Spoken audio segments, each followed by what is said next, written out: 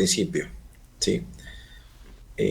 O cuatro, en realidad no se lo dice leyes porque no está demostrado, o mejor dicho, estos no se verifican en todos los aspectos de la ciencia, por eso quedó como principio. Para que nos vamos entendiendo, la palabra principio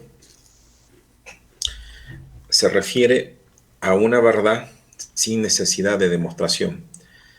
Esto es, toda vez que nosotros hablemos de principio, vamos a querer significar que lo que se dice o se afirma allí tiene simplemente que ver con una afirmación que experimentalmente se verifica, aunque el cuerpo teórico no lo puede demostrar, o por el momento no se conoce.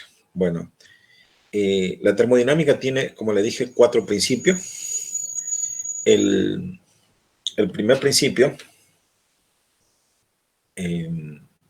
se llama principio cero, que dicho de paso, el primer principio de la termodinámica, principio, no fue descubierto,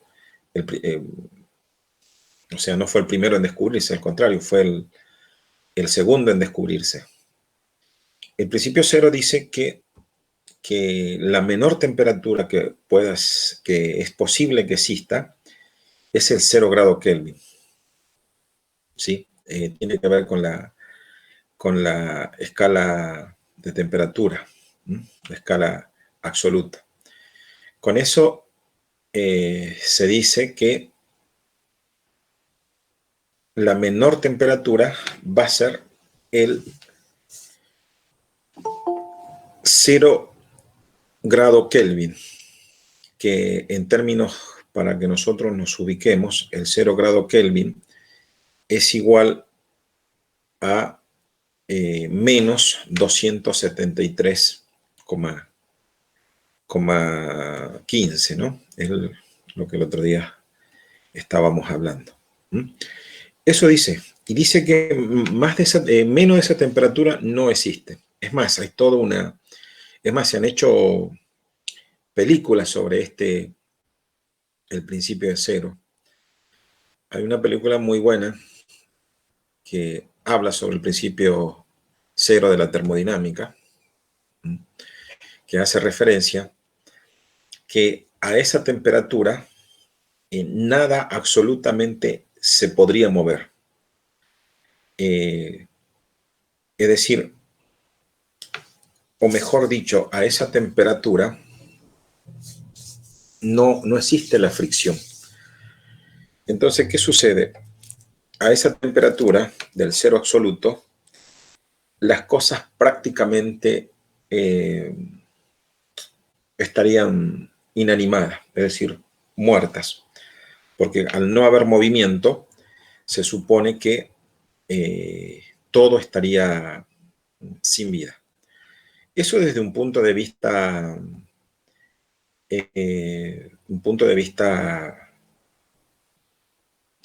teórico. Debo advertirles que se dice que nunca se llegó al 0 grado Kelvin. Nos aproximamos, pero nunca se llega, porque prácticamente la materia no podría existir allí. Entonces, de ahí, como le dije al principio, lo dije al comienzo, a esto se lo llama principio o axioma, porque se supone que es cierto porque no hay nada que lo haya demostrado por el contrario. ¿Qué significa esto? Que en el cero no hay temperatura más allá del 0 grado Kelvin, ¿sí? Esto significa en términos prácticos de que la escala térmica de Kelvin, la escala de temperatura de Kelvin, suele referirse como temperatura absoluta. ¿Y esto qué significa? Significa que la temperatura absoluta no tiene valores negativos, ¿sí? Repito, esto es algo que necesito que lo entiendan. En la escala de temperatura o escala termométrica de Kelvin, no existe valores negativos, ¿sí? Por eso los únicos valores negativos que nosotros tenemos es en la escala Celsius o la otra escala que usan los norteamericanos, que es la Fahrenheit. En esas dos escalas existen temperaturas negativas, pero en la escala absoluta no existe una temperatura negativa. Repito, el 0 grado Kelvin, que es aproximadamente menos 2,73,15 Celsius, nadie experimentalmente no se ha podido, se aproximan, a nivel experimental se aproximan a ese valor, pero no se ha llegado del todo. El segundo principio de la termodinámica es la ley del tercero existente. Acá alguien quiere entrar. ¿Qué significa la ley del tercero existente? Significa que la ley es sencilla, simplemente dice que si dos cuerpos están a la misma temperatura y un tercer cuerpo está a la misma temperatura que el segundo cuerpo, se puede demostrar empíricamente que el primer cuerpo está a la temperatura del tercer cuerpo. Esto es medio parecido a la propiedad simétrica, o mejor dicho, se acordarán en matemática que había tres propiedades: la propiedad reflexiva, la propiedad transitiva y la propiedad, me está faltando una, la transitiva, la simétrica y la incompleta y la estequiométrica. Recuerden, a ver, vamos a hacer un poquito de matemática. En la propiedad transitiva decía si A es igual a B, ¿no es cierto? Y decía que acá vamos a poner, no vamos a poner esta coma, sino vamos a poner I, la I. Y B es igual a C, se concluía, esta flecha, doble flecha significa conclusión, se concluía que A es igual a C, que A es igual a C. Y esto se llamaba propiedad, ¿sí?, transitiva. Lo vieron en primer año o en segundo año, inclusive se ve en la primaria esto. Bueno, esto es lo que dice el segundo principio, ¿sí? Que si yo tengo un bloque A, ¿sí?, a una temperatura, ¿sí?, este vamos a llamar bloque A, este va a ser una temperatura también T2, este es T1, un bloque B, y tengo un bloque C, un bloque o un sistema puede ser. Entonces, acá podemos decir, si la temperatura de A es igual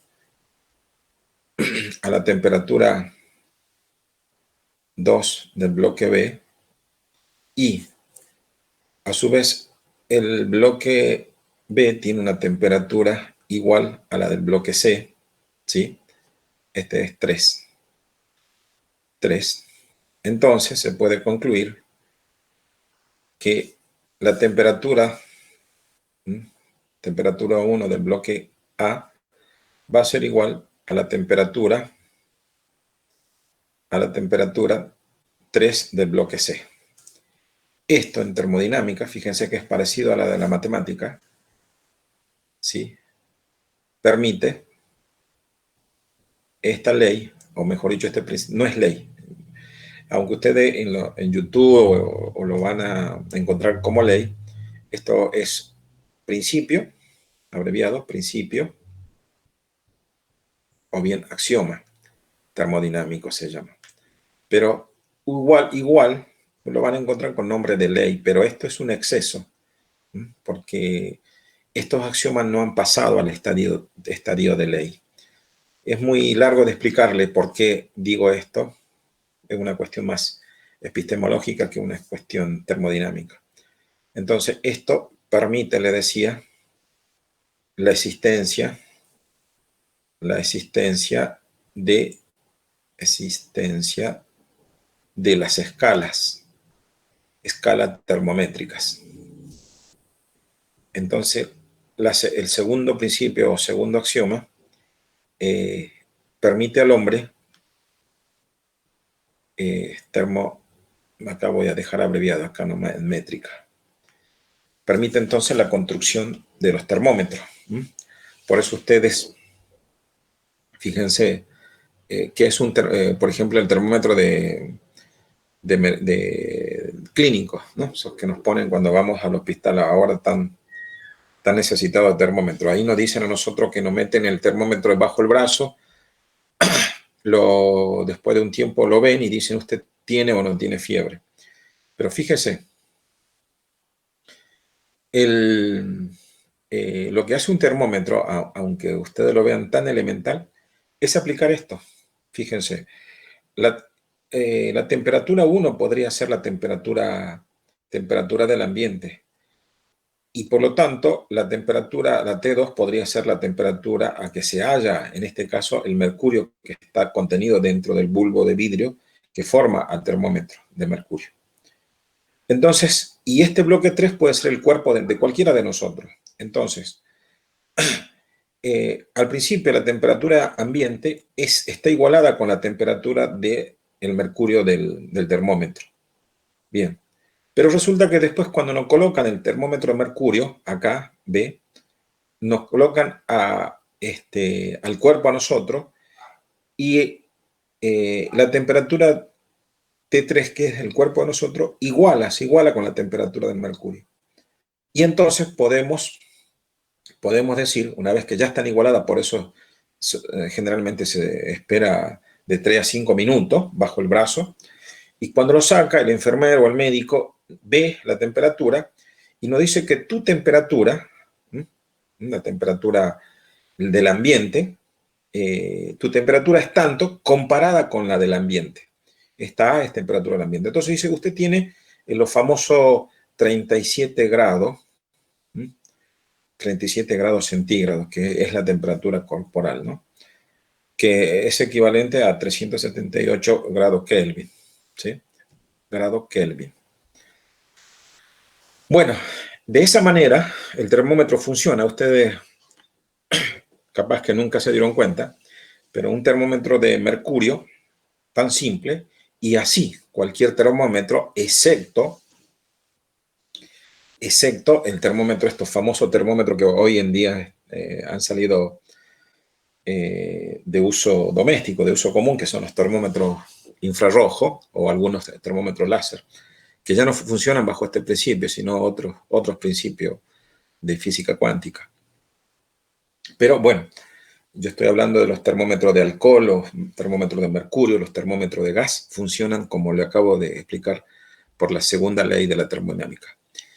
Y la tercera ley, el tercer principio, el tercer axioma, es justamente, entonces vamos resumiendo por acá, el primer axioma, ¿sí? El primer axioma, bueno, voy a poner primero nada más para no escribir la palabra axioma. El primero, se está tardando, me dice que no responde, se cansó también la máquina, bueno, a ver, ahí está. Se me cansó, lo mandamos yo creo y se me cansó la máquina. Bueno, el primer axioma dijimos que se llama la ley del cero o axioma del cero. Se conoce como ley del cero. Que dicho de paso, le advertí hace rato que no fue el primero en descubrirse, sino muy por el contrario, fue el segundo en descubrirse. Y el segundo, que en realidad fue el primero, ¿sí? Que es la ley de la escala termométrica, o del tercero concebido, tienen varios nombres. De hecho, todas estas leyes tienen distintos nombres. Ley de las escalas termométricas. Y el tercer principio, que es el que quiero que veamos, ¿sí? La primera ley, se la conoce así. En termodinámica se la conoce como, estos principios se la conocen como leyes, pero repito, no son leyes. El acá es primer principio, ¿sí? Que en realidad fue el tercero, en el orden que yo le estoy dando.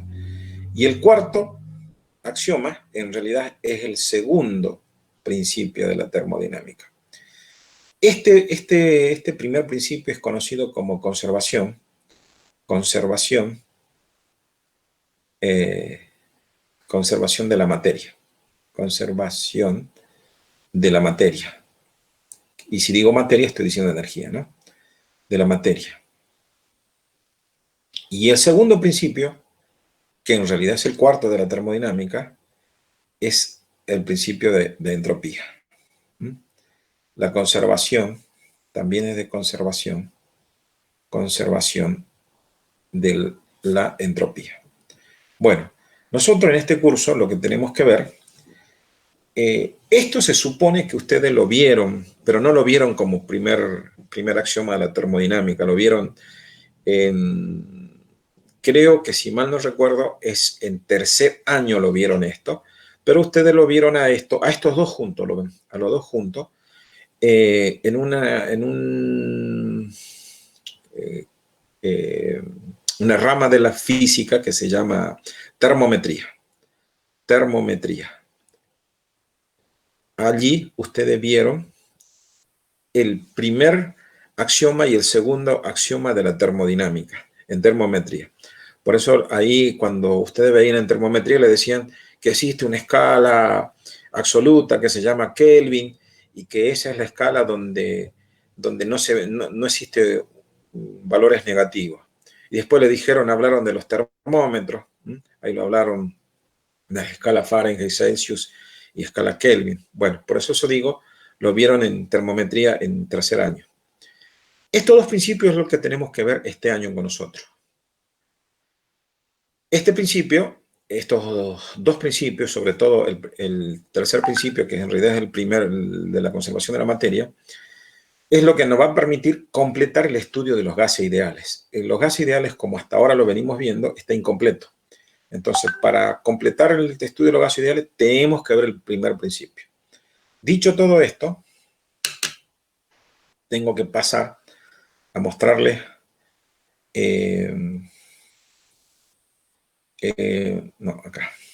mostrarles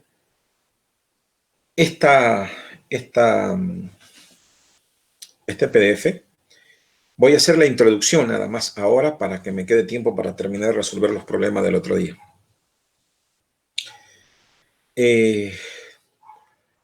Perfecto. Comienza con lo que significa lo que es la energía interna.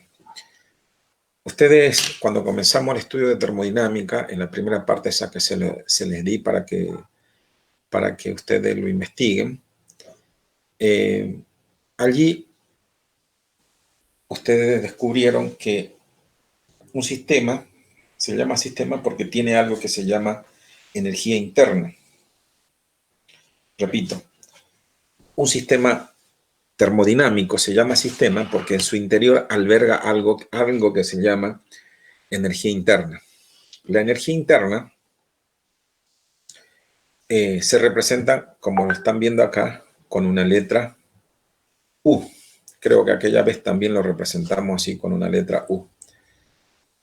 Bueno, entonces, acá tenemos la energía interna. Pero yo quiero que entiendan una cosa. Cuando nosotros decimos energía interna de un sistema termodinámico, ¿a qué nos estamos refiriendo? Como dicen acá, y ustedes lo están viendo, la energía interna representa la suma de las energías de las moléculas que lo componen. Es decir, un sistema termodinámico está compuesto por pequeños elementos.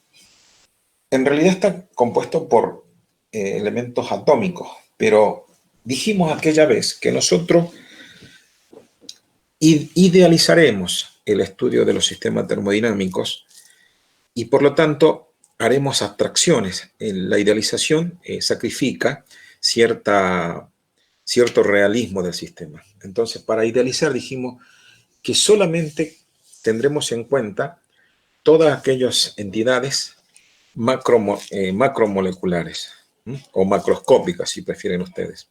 ¿Qué significa que nosotros solamente tengamos en cuenta las cuestiones macroscópicas de un sistema? Que solamente aquellas que a partir de un determinado tamaño puedan verificarse. Y cuando digo de un determinado tamaño, me estoy refiriendo a aquellos que se puedan detectar con simples instrumentos. De allí es que nosotros, igual lo que voy a decir a continuación, va a requerir que los reforcemos con una o dos explicaciones más que lo voy a dar en la clase que viene. Por ejemplo, nosotros en aquella vez reconocimos en un sistema termodinámico básicamente 4 variables, ¿sí? Que era básicamente digo, no es que sean todas, sino son básicas, las variables básicas: la temperatura, la presión, temperatura, presión, volumen y números de moles, es decir, cantidad de materia. Bueno,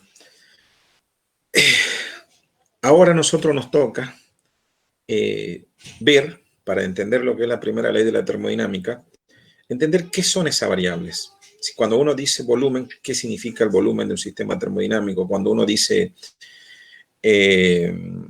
presión, ¿a qué se refiere? Cuando dice temperatura.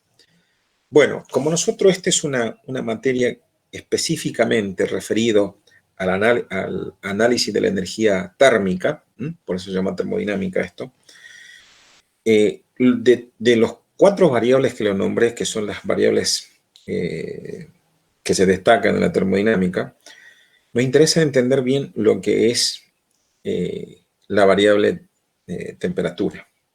¿Qué entendemos por temperatura? Que básicamente es lo que va a movilizar el resto. Dijéramos que es una variable que va a determinar al sistema. Le voy a poner como ejemplo lo siguiente. La temperatura es la que va a modificar el resto de la variable, pero en forma determinante. Cuando digo determinante, quiero referirme en gran medida.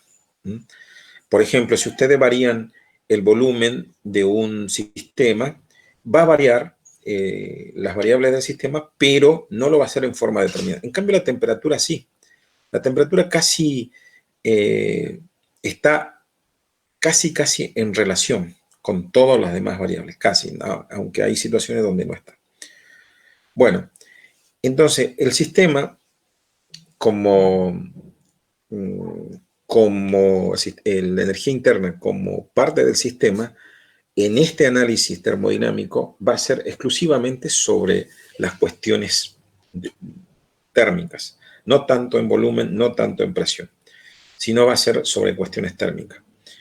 Y entonces yo tengo que entender bien qué es la temperatura. Y la temperatura, desde un punto de vista térmico macroscópico, deben de entenderse como el movimiento de los átomos o moléculas que constituyan el sistema. Repito, la temperatura, ¿sí? O lo que nosotros llamamos temperatura. Recuerden que hay que saber diferenciar entre lo que es temperatura y calor. Ustedes me podrían decir a mí, el calor se mide con la temperatura, y eso sería uno de los errores más comunes que uno encuentra, ¿no? Confundir la temperatura con el calor. Desde ya le digo que temperatura no es lo mismo que calor.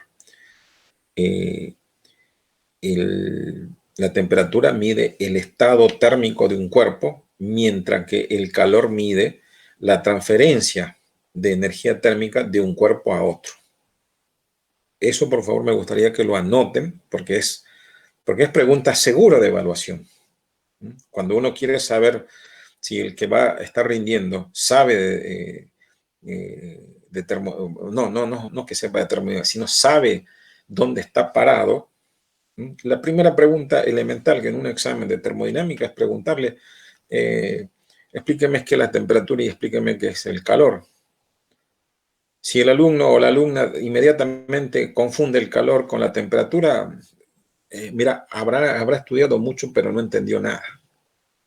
Entonces, por eso digo, esto es fundamental, hacer la diferencia entre lo que es la temperatura. Y peor cuando le acabo de decir que el análisis de energía interna de un sistema termodinámico se basa casi exclusivamente en la temperatura. Entonces, de hecho, cae de que el alumno o la alumna debe saber sí o sí diferenciar entre lo que es temperatura y lo que es calor. Entonces voy a repetir. Y todo esto que estoy escribiendo, chicos, diciéndoles, está en este PDF que lo estoy mostrando y en el anterior también que ya les he enviado. Antes que me olvide, recuérdenme, pero recuérdenme porque yo ya a ustedes siempre digo que me recuerden y no me recuerdan, que les envíe este PDF porque este que estoy leyendo no le he enviado. Y todo lo que estoy diciendo está, nada más que está dicho de otra forma, pero está, ¿sí? Repito, entonces, el calor, la concepción o la visión en termodinámica que tenemos de la temperatura, es verlo como movimiento de los átomos o de las moléculas. ¿Sí? Entonces, la temperatura va a ser movimiento. De hecho, ustedes cuando vayan a la universidad van a ver termodinámica. Depende de qué universidad vayan también, ¿no? Si van a una universidad más o menos pequeña, la profundidad con que se desarrolla el tema es también pequeño. ¿Qué quiero decir con esto? Hay universidades, y dependiendo también de qué carrera técnica hagan, de qué ingeniería hagan, van a ver termodinámica estadística o termodinámica clásica. Igual, cualquiera sea la termodinámica que ustedes vayan a estudiar, en el fondo, tienen que saber qué concepción del calor van a tener. Y yo les estoy diciendo que la temperatura debe entenderse como el movimiento de los átomos o de las moléculas que conforman el sistema termodinámico. Fíjense que yo digo temperatura y hablo de movimiento. Eso debe a ustedes llamarle mínimamente la atención. ¿Cómo es que el profesor me está hablando de temperatura y resulta que la temperatura viene a ser un movimiento? Bueno, le debo advertir y decir, ratificar, decir que sí, la temperatura es un movimiento. ¿De quién? De los átomos o moléculas que conformen el fluido del sistema termodinámico. ¿Y cómo es eso el movimiento? Desde un punto de vista, esto que le estoy diciendo, chicos, a pesar de que parezca un poco medio raro y confuso, es la forma más sencilla de entender estos fenómenos. Porque yo les decía que en la universidad probablemente tengan termodinámica estadística y no clásica. La termodinámica estadística aplica para el estudio de la termodinámica estadística física cuántica. Y si nosotros ya tenemos problema con la física clásica, es la física que nos enseñaron en segundo, en tercero, imagínense con física cuántica. Porque al fin y al cabo, la famosa física cuántica no es otra cosa que una física matemática estadística. Entonces, para estudiar física termodinámica estadística, tienen que saber física cuántica. Entonces, ya nomás la sola palabra cuántica, a ustedes ya le tienen que decir que tengo que estudiar mucho. Entonces, de allí surge lo que le estoy diciendo, que la forma más sencilla de abordar el estudio de los sistemas termodinámicos es el que se lo está exponiendo ahora, es decir, a través de una física clásica. Y en la física clásica se entiende al sistema formado por pequeños cuerpos. Aunque el cuerpo sea grande o que sea muy pequeño, nosotros decimos pequeño, ¿sí? Cuando decimos pequeño, estamos tratando de significar que son impresionables por nuestro sentido o bien son impresionables por nuestro instrumento que utilizamos. Por ejemplo, nosotros, a partir de que yo digo que la temperatura son velocidades o son movimientos de partículas, nosotros no pretendamos cuando veamos un recipiente lleno de un gas y decir voy a tomar la temperatura del gas encerrado en ese recipiente. Entonces, ¿ustedes qué hacemos? Incrustamos en medio de la masa del recipiente, incrustamos un termómetro. Después de un rato decimos, bueno, esto tiene 50 grados Celsius, pongamos. Y con ese dato nosotros, ¿qué queremos significar? ¿Qué queremos decir a la gente? ¿Qué significan 50 grados Celsius? La gente normal que no tiene formación académica diría, bueno, ese es el calor que tiene el recipiente. Fíjense. Y ya, de entrada nomás, ya cometí un error al querer confundir la temperatura con el calor. Entonces, uno para poder explicar a una persona qué significan 50 grados Celsius de temperatura del gas del recipiente, mira, tienen dos opciones, o dejar que la persona siga pensando que esa temperatura de 50 grados Celsius es el calor del tanque, ¿sí? O decirle, mira, no, pararle allí y decir lo que significa que esa temperatura es un indicador de la velocidad promedio de todos los elementos o entidades, por no decir átomo ni molécula, de todos los elementos o entidades que conforman el sistema termodinámico o de lo que hay adentro del tanque ese. Y ahí dentro del tanque hay un montón de cositas que no sé qué son, pero seguro que se mueven. Bueno, esos 50 grados significan que es en promedio la velocidad que cada entidad tiene al desplazarse de un punto al otro o de un extremo al otro, de una antípoda a otra antípoda del mismo recipiente. Y la persona obviamente no va a entender nada, porque va a decir, no, más fácil es que me diga que 50 grados significa el calor que tiene el tanque. Y se va contenta porque no quiere complicarse la vida. Y entonces ustedes dicen, qué pena que se haya perdido la oportunidad de entender un poco de ciencia humana. ¿Ok? Bueno, entonces esa es la cuestión del calor entonces. Bien, entonces ya sabemos que es el calor y ya vemos, fíjense la concepción esta no del calor, de la temperatura. Yo también estoy ya bien mimetizado con lo que es la vivencia del barrio, pero como dije que temperatura lo relacioné con velocidad, una de las formas de energía que ustedes conocen, que es justamente la cinética, miren, energía cinética. ¿Se acuerdan? La fórmula, un medio de la masa por la velocidad al cuadrado. Ahí lo tienen, ¿sí? Y resulta que nosotros podemos tener un determinado recipiente en altura, supóngase a 5 metros del suelo, y ese recipiente tenga una determinada temperatura, supongamos los mismos 50 grados. Nosotros podemos calcular la temperatura de ese recipiente a través de la energía potencial, porque hay una altura que lo diferencia. En fin, esa es la concepción que quiero que se vayan en este día. Voy a avanzar un poquito. Y para que pasemos a esto, miren, a esto que está acá, que en términos resumidos, me dice a mí, fíjense, delta, recuerden que este es un incremental. Recuerden, esto ya en algún momento lo tengo que explicar porque ya vamos a empezar a trabajar con derivadas e integrales. ¿Qué significa? Creo que el otro día, no me acuerdo si fue acá, algo ya había hablado. ¿Qué significa incremental? Recuerden que se escriben con la letra delta del alfabeto griego, letra delta mayúscula. Esto es un incremental, ¿sí? Incremental. Y el diferencial. Tenemos el diferencial que se representa con D. No es lo mismo diferencial que integral. Diferencial.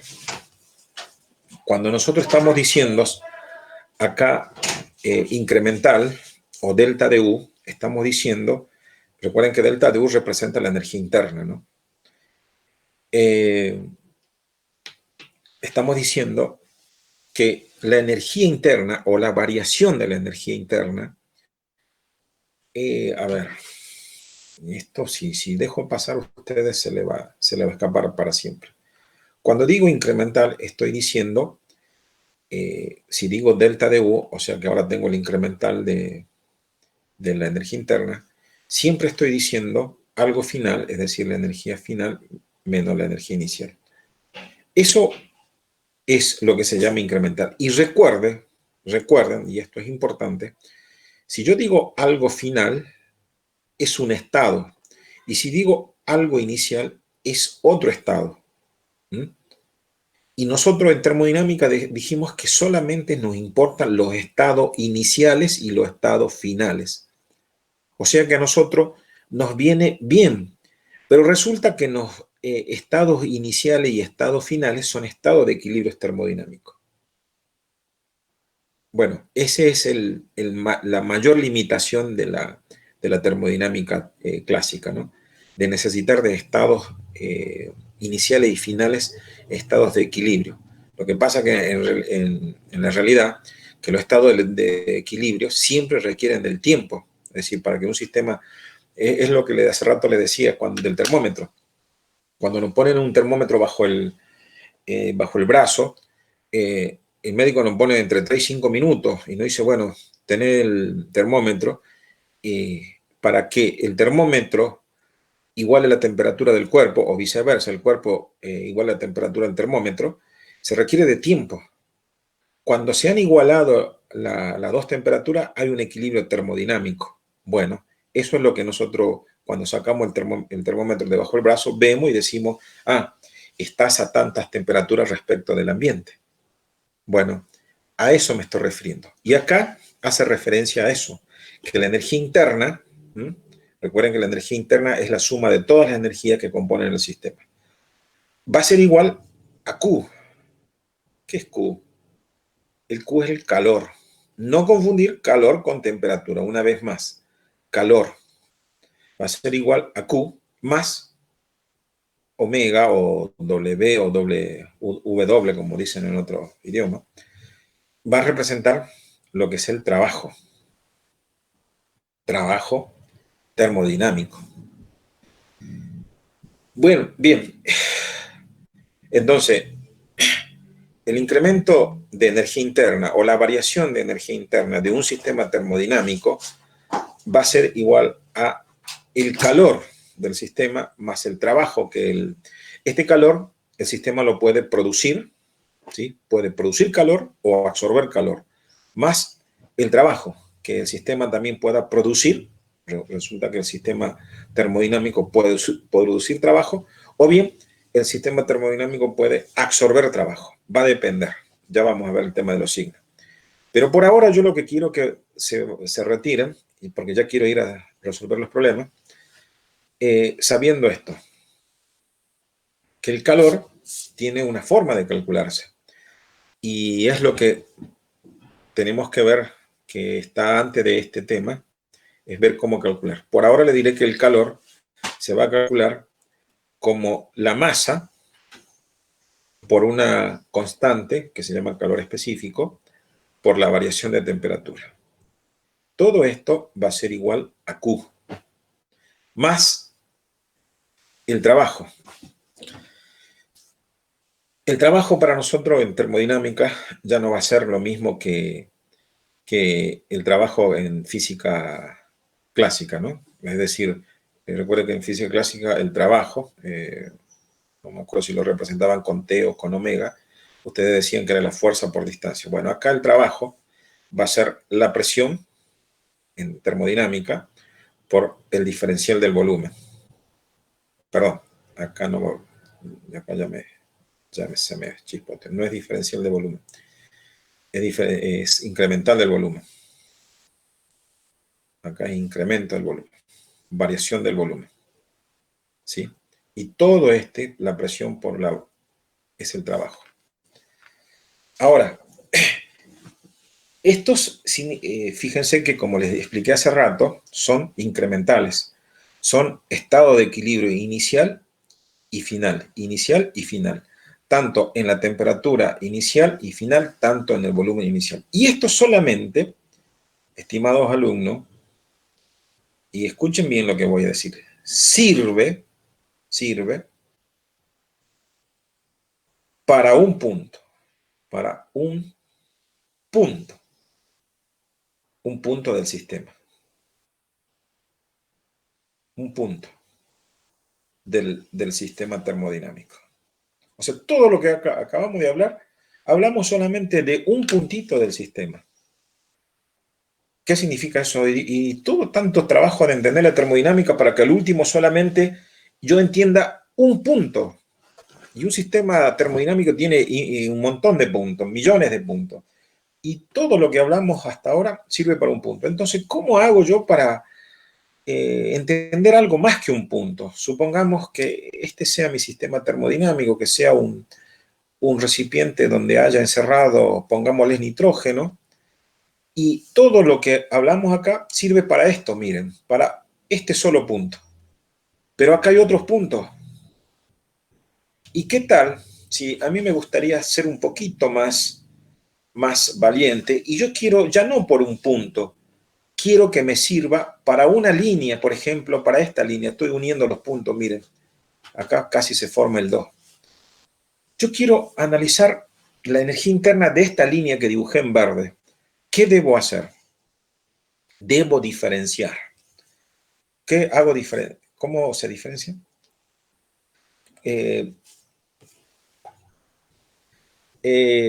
¿Cómo hago para diferenciar? Aplico derivadas, ¿verdad? Estaba en negro. Entonces, ¿cómo transformo de incremental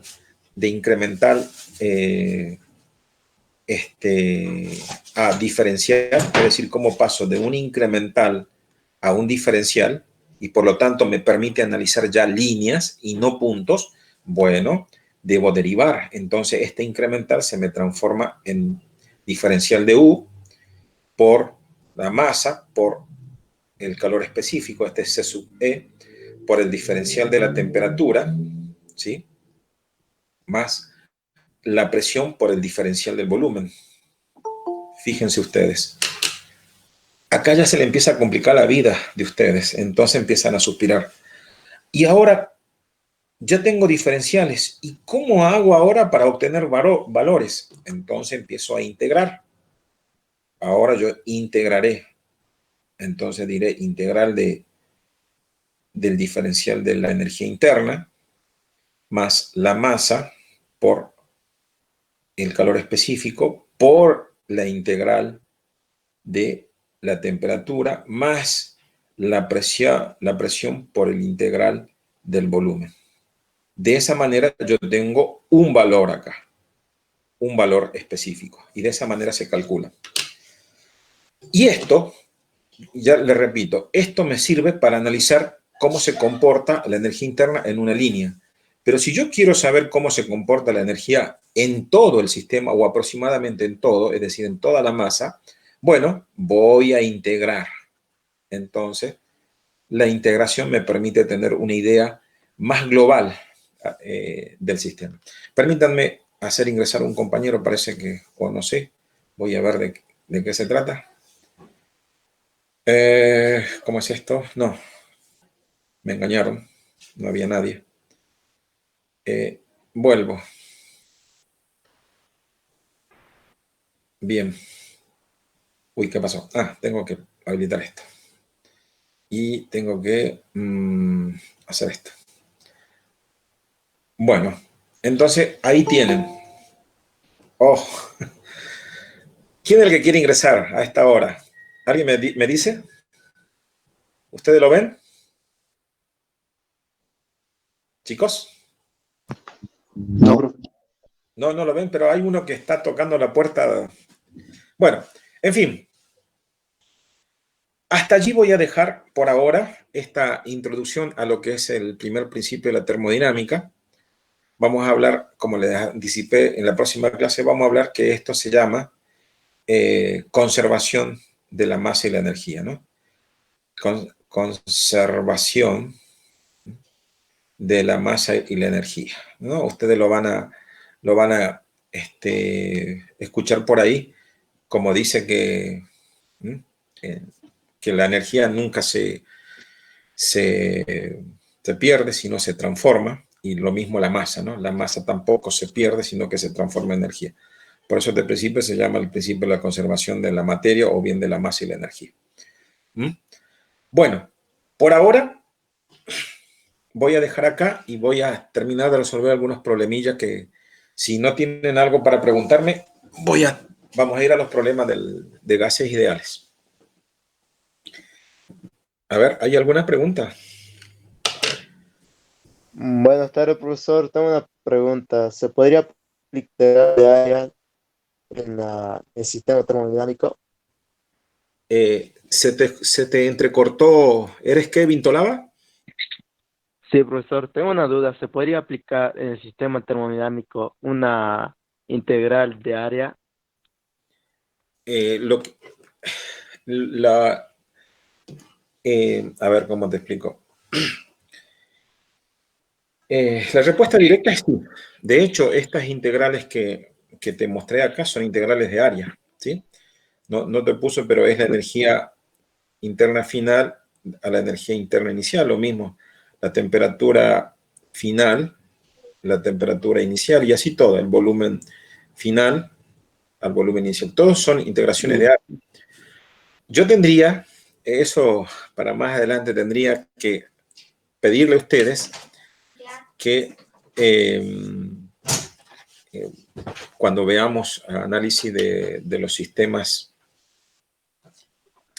termodinámicos en determinados procesos isócoros, isóbaros, ahí necesitamos otro tipo de integral que son las integrales de línea, que hasta donde yo tengo entendido, ustedes no la ven en la secundaria, y si se anima lo podemos ver también.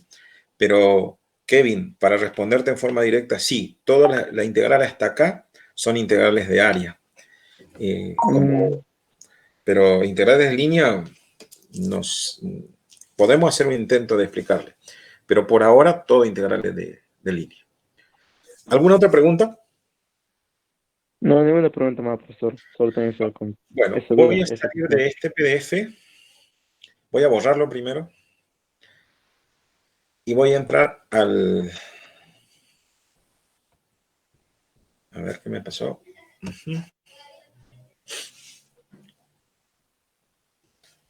Y voy a ir al otro.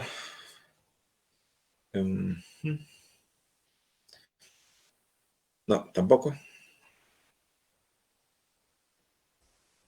Tampoco.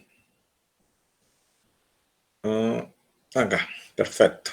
Este es el que quedó pendiente. Está el compañero, el alumno que el otro día me quedó pendiente, el problema 6 creo que era, ¿no? ¿Dónde está? 6. El problema 6. Era la temperatura, ¿no? El segundo problema dice si se va a encerrar, en un tanque de, bueno, alguien lo pudo, nosotros, si mal no recuerdo, nos daba una temperatura de 90 grados, ¿no? Así era. A ver, ¿quién se recuerda o me ayudan a recordar? A ver, vamos a copiarlo en una hoja en limpio. Voy a copiar en una hoja en limpio. A ver. Perfecto. No, está mal. Voy a salir de acá. Voy a ir ¿Dónde está esto? Está acá. Ahora voy al...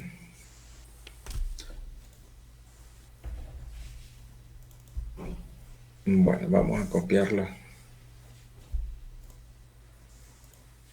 6. Bueno, mientras yo voy copiando, ¿alguien me dice si o calculó algún otro valor de la parte B? Mm, Bueno, voy a borrar esto. Bien. A ver, ¿alguien me da un comprendido si me están escuchando? Bueno, Sí, profe. ¿quién dijo sí? ¿Me dice su nombre? Mendoza Benjamín. Mendoza Benjamín. Eh, la última vez habíamos sacado, ¿dónde está? Si se va a encerrar. B. Me preguntaba acá, ¿cuál es la máxima temperatura? En la solución, si yo obtuve la temperatura de 90 grados, menos 90 grados, creo que era menos 90 grados Celsius, y ustedes me decían, no, pero está muy lejos de acá, me decían, de los, ¿sí? Bien, y yo le dije, bueno, la próxima le explico por qué, ¿sí? Bueno, ahora viene la explicación. Pero antes de que yo le explique, me gustaría que si alguien de ustedes eh,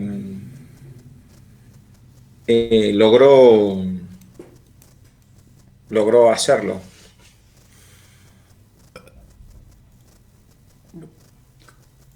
A ver, Nadie. Nadie. a ver, me gustaría que me respondan, cualquiera. Laura, Alexi, Porque nadie. Tolaba, ¿cómo les fue con este ejercicio? ¿Pudieron hacerlo? ¿Pudieron terminarlo? ¿O sacaron el mismo resultado?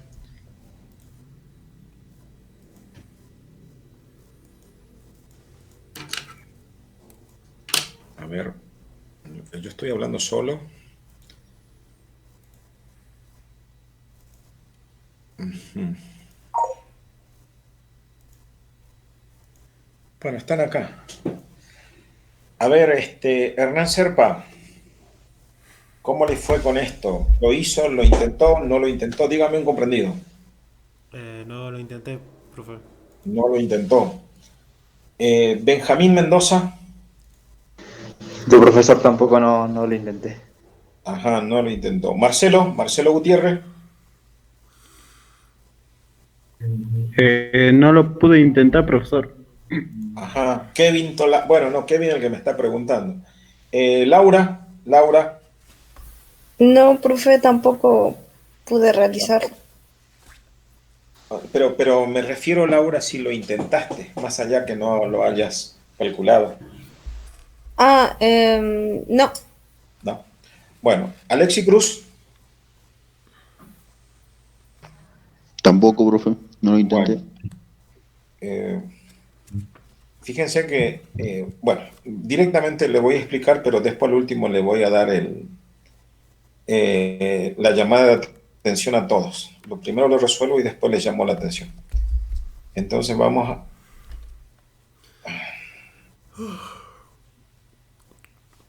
Bueno, entonces estamos... No, acá. Perfecto. Eh, vamos a resolverlo. Voy a explicarlo como si estaríamos resolviendo, como si nunca lo resolviéramos. Entonces vamos a poner con lápiz negro los datos. Acá hay algo importante que ustedes no me llamaron a la atención, un kilomol. Voy a aprovechar esta parte del kilomol para demostrarle algo, ¿sí? No sé si... Bueno, bueno, al último lo demuestro, pero es un comentario más que... Vamos directamente con los datos. Entonces tenemos un número de moles igual a 1 kilomol. Recuerden que 1 kilomol es igual a 1000 moles, ¿verdad? Y dice el volumen inicial, es igual a 22. Miren, este 22,4 le debe llamar mínimamente la atención, pero dice 22,4 metros cúbicos. Y si yo alguna vez le hice calcular a ustedes, le hice calcular en 22,4 litros. Recuerden que un mol, esto lo escribo, después lo borro, un mol de gas ideal o ideal cualquiera, mire que voy a poner cualquiera, ¿sí? Tiene un volumen, miren, un mol de gas ideal cualquier gas tiene un volumen de 22,4 litros. Es decir, que un mol ocupa un volumen de 22,4 litros. Yo les enseñé así al principio ese valor. Y acá miren, me dicen que un kilomol, un kilo, ya no es un mol. Un kilomol ocupa 22,4 metros cúbicos. ¿Sí? Ustedes tendrían que preguntarme, ¿y cómo se hace? Como ustedes no me hicieron el ejercicio va a quedar pendiente esa explicación. No, muy malo el profe. No, se lo voy a explicar, es muy sencillo. Vean. Fíjense. Yo tendría que pasar, si multiplico por, así, voy a multiplicar por 1000 este lado. ¿Para qué? ¿Por qué multiplico por 1000? Para que sea 1 kilomol. Entonces yo multiplico por 1000, a este mol voy a tener 1 kilomol, ¿sí? Recuerden, 1 kilomol es 1000 mol. Es como que yo multiplico acá por 1000, y si multiplico por 1000 en este lado, tengo que multiplicar por 1000 el otro lado, ¿verdad? 20 por 1000. Entonces acá me dará 1 kilomol. Y acá si multiplico por 1000, bueno, vean ustedes, 22 por esta coma. Tengo que ponerle, bueno, acá hay no hice mal en poner simplemente tengo que correr la coma 3 lugares. Entonces digo, 1 lugar, 2 lugar, 3 lugar. Este lugar es del 4, 2 y 2. Entonces me queda 22.400 litros. ¿Sí? Entonces yo digo que 1 kilomol ocupa un volumen de 22,4 litros. Pero ahora, 22,4 litros es un número grande. ¿Qué tal si lo pongo en metros cúbicos? Entonces yo tengo que decir que 1 metro cúbico, ¿se acuerdan? 1 metro cúbico, ¿cuántos litros son? Muchachos, los varones lo saben. 1 metro cúbico, ¿cuántos litros son, muchachos? ¿Nunca han comprado ¿cómo se llama esto? Un depósito de agua. Eso, depósito de agua que se pone arriba del techo de la casa. ¿Vieron que vienen de 500 litros? Vienen de 1000 litros, ¿se acuerdan? Muchachos. Nada. No, profe, no, la verdad no. Bien, entonces les voy a contar. Un metro cúbico equivale a 1000 litros. 1000 litros, ¿sí? Este es el factor unitario. Entonces yo diré 1 metro cúbico, 1000 litros. Entonces este factor unitario, recuerden, toda vez que digo factor unitario es como una relación o una división. Yo diré 1 metro cúbico equivalen a 1000 litros, ¿sí? Eso es lo que voy a poner acá. Multiplico esto para pasar, le digo. Fíjense que 1 metro cúbico por 1000 litros. Se va este litro con este, y este con este, y me termina diciendo que 1 kilomol un kilomol equivale a 22,4 metros cúbicos. Porque si usted divide esto por 1000, volvemos a este número. 1, 2, 3 y acá la coma. Por eso pongo 22 metros. De ahí sale la relación que un kilomol ocupa un volumen de 22,4 metros cúbicos. ¿Ok? Ahora ya saben, pero ¿por qué le expliqué esto? Le expliqué esto para que ustedes entiendan que esto es lo mismo que decir un mol de gas cualquiera, o mejor dicho, un kilomol de gas ideal cualquiera, ocupa 22,4 metros cúbicos. ¿Ves? Es lo mismo, nada más que cambié de unidad. Esto puede ser muy confuso, chicos, ¿no? Bueno, esa es la explicación. Que me hubiesen gustado que ustedes me pregunten a mí. Bueno, dicho eso, voy a borrar esta parte porque no es lo que quería. Simplemente era una curiosidad para que ustedes vean. Bueno, vamos ahora a... Bueno, ya está el volumen inicial. ¿Qué otro dato me falta? Alexis, ayúdeme. ¿Qué otro dato me falta? Tenemos el volumen inicial. Falta la temperatura. Acá la temperatura había otro problema que el otro día la señorita Laura era. Laura, Profe, había un problemilla acá que usted me dijo que lo averiguaría. La temperatura inicial T sub 0 era entonces 0 grado, ¿sí? Y esto había que pasarlo a absoluta, que era igual a 273,15 grados Kelvin. Bueno, esas son las iniciales. Tenemos, y la presión me falta. La presión inicial es igual a un ATM. Y recuerden que nosotros no trabajamos en ATM, lo tenemos que pasar a pascales, que es 101.325 pascales. Todas estas equivalencias se las tienen que saber de memoria. Lamentablemente, le tengo que informar, chicos, se la tienen que saber de memoria. Nosotros en esta materia, en las tres materias, instalaciones, laboratorio y termodinámica, hay muchos valores que se lo tendrán que memorizar, como cuando estábamos en la primaria teníamos que memorizar la tabla de multiplicar, de dividir. Bueno, acá lo mismo, se van a tener que memorizar, porque si no, van a tener problemas en el momento de calcular. Yo generalmente tampoco me las sé a todas, a veces requiero hacer cálculos auxiliares para acordarme de una variable. Y bueno, la que no me la sé, bueno, me voy a mi tabla de fórmula.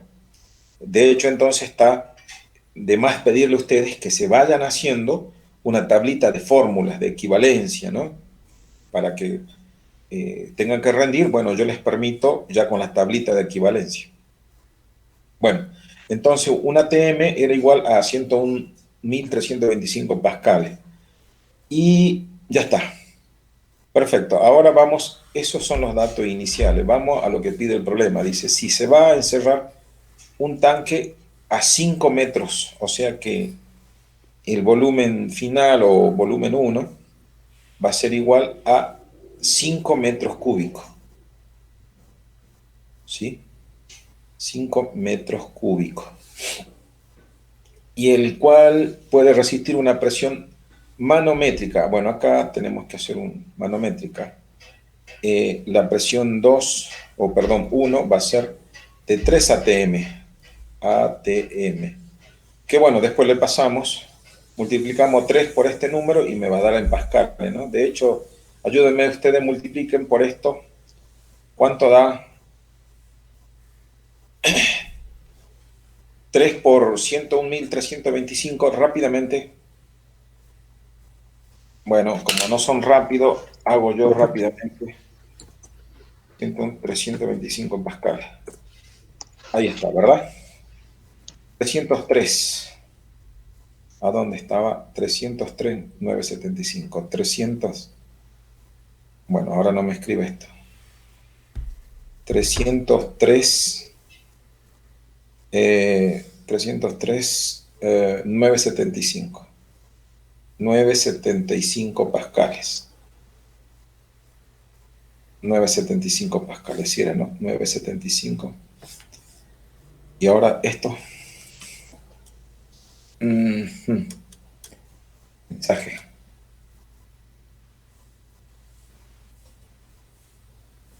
A ver.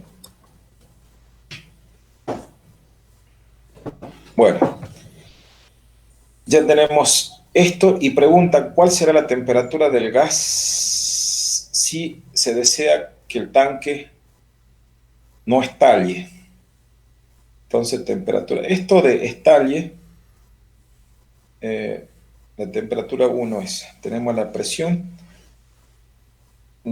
tenemos el volumen, la presión y nos piden la temperatura. Bueno, antes de explicarle esto, Laura Amancay, ¿pudo resolver su problema?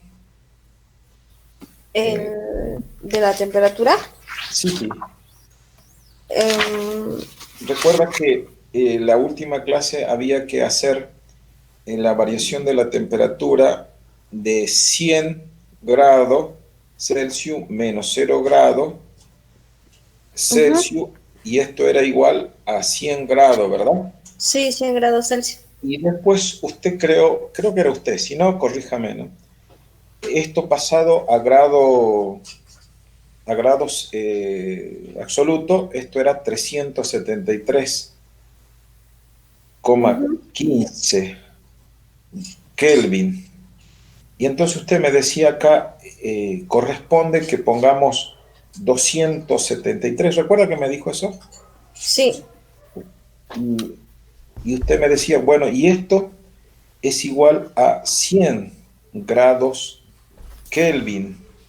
Y usted me decía, ¿por qué esto no es igual a esto? Porque 100 grados Celsius no es lo mismo que 100 grados Kelvin. De hecho, 100 grados Kelvin equivalen a menos 173 grados Celsius. Entonces usted me dijo, esto no lo entiendo. Mi pregunta ahora es, ¿pudo averiguar por qué? No, profe. Esa vez usted me había explicado y... No, pero me hubiese gustado, Laura, para que hagamos las clases que usted investigue, como la vez pasada, creo que fue el mismo Kevin Tolaba que investigó, porque cuando ustedes investigan, la clase se forma linda porque yo puedo opinar, puedo coincidir o puedo también aprender, pero hubiese sido interesante. Bueno, yo le voy a volver a explicar. Bueno, si no lo hizo, le tengo que explicar a usted y este problema le estoy explicando creo que es a Kevin Tolado. Primero entonces le explico esto para que usted se saque la duda. En aquella vez yo le decía, no, esto es 0. Voy a borrar. Yo le decía acá, no, esto es 0 grado Kelvin. Y usted me decía que 0 grados Celsius equivale a 200. Y yo decía, no. Y usted decía, no puede ser, creo que hay. Y me gusta cuando ustedes dudan, porque ¿saben qué pasa? Que uno aprende. Ustedes aprenden y yo aprendo. Y está bueno. La duda es la mejor generadora de ciencia, porque si ustedes no tienen duda, no van a aprender. Entonces yo les decía que acá corresponde que pongamos 0 grados Kelvin. Entonces, si usted resta 373 menos 0 grados Kelvin, siguen siendo 373 grados Celsius. O sea, esto seguía siendo 373,15 grados Celsius. O sea, da lo mismo. Bueno, para responderle a usted, yo le decía la vez pasada, le ponía, bueno, acá voy a hacer una reducción, ¿no? Le ponía las 3 escalas. Bueno, estoy a falta de pulso, estoy haciendo esto, lo voy a hacer pequeñita. ¿sí? Fíjense, esta va a ser la Celsius, Laura. Acá voy a borrar un poquito. No, sí, voy a borrar mejor. Y lo voy a hacer en línea de trazo. Ustedes imaginen que esto es una línea de trazo, ¿sí? Línea de trazo, es decir, simplemente es orientativa, no significa que haya relación. Línea de trazo. Bueno. Y voy a decir que esta va a ser la de Kelvin y esta va a ser la norteamericana, la Fahrenheit. Fahrenheit o Fahrenheit, como ustedes prefieran. Y nosotros sabemos en nuestra escala Celsius que acá hierve el agua, es decir, la evaporación, la ebullición del agua, que es 100 grados, ¿sí? 100 grados. Y acá está el 0 grados. Y el equivalente en Kelvin es 373, como habíamos calculado acá. Voy a obviar los decimales, Laura, voy a poner número redondo, 373. Y dijimos que el 0 grados Celsius en Kelvin equivale a 273. En Fahrenheit es casi lo mismo, nada más que los 100 grados, en vez de ser 373, es 212. 212 Fahrenheit. Y el 0 grados centígrado en Fahrenheit es 32. 32 Fahrenheit. Bueno, y acá está el 0 grado Kelvin, ¿sí?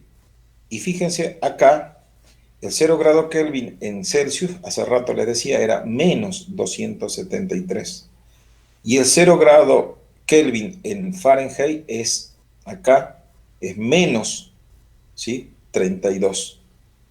¿Sí? 32.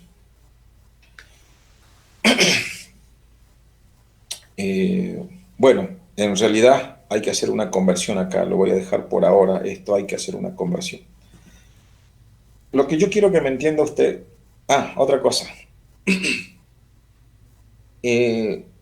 También le decía que la escala desde 273 a 373 hay 100 graduaciones, ¿no? Porque usted para pasar de 270 a 370 suma 100, lo que significa que acá hay 100, acá voy a poner así de costado, 100 graduaciones, ¿sí? Y si pasa de 0, acá en el Celsius, de 0 a 100, también hay 100 graduaciones, o sea, 100 separaciones.